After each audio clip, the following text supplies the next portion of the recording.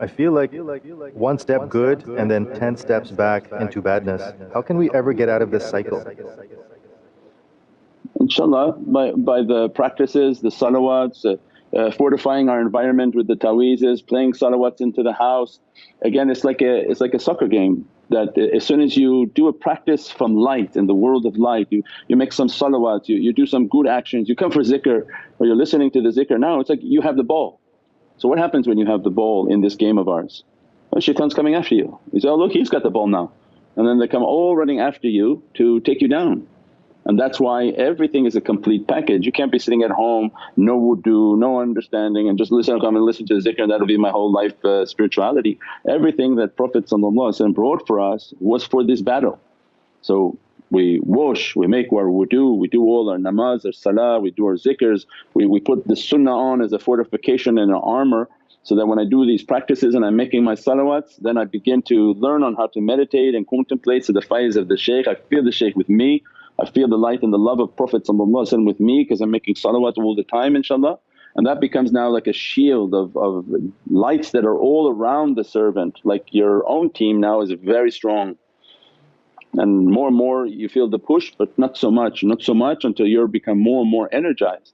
But the beginning stages are difficult because it gets euphoric, exciting, you got some information, and then here comes the devils again hitting hard, and then people will try to fall back into those. And the thing is that you can't live on both realms. So somebody described that they had come recently to tariqah, and was it okay if they wear their Islamic identity and hang out with the friends that were doing bad things, although they're not doing the bad things anymore.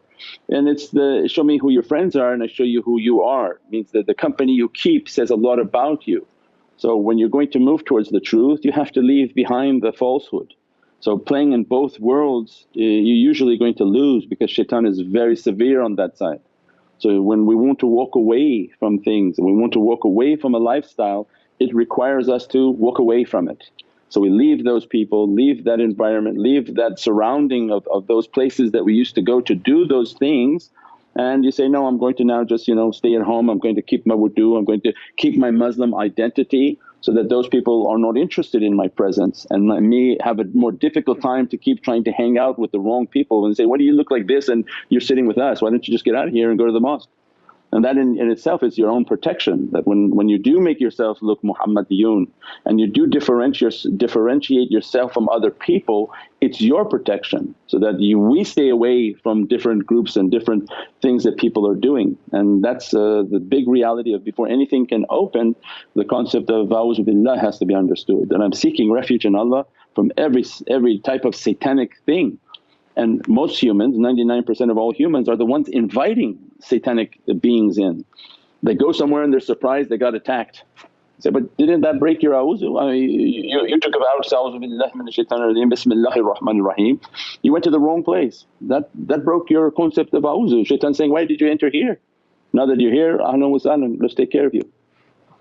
So the big understanding is to really walk away from these things, and that everything Prophet gave to us was a shield for the believer, an armory for the believer, to be armed and fortified against the satanic attack and the waswases of that character inshaAllah.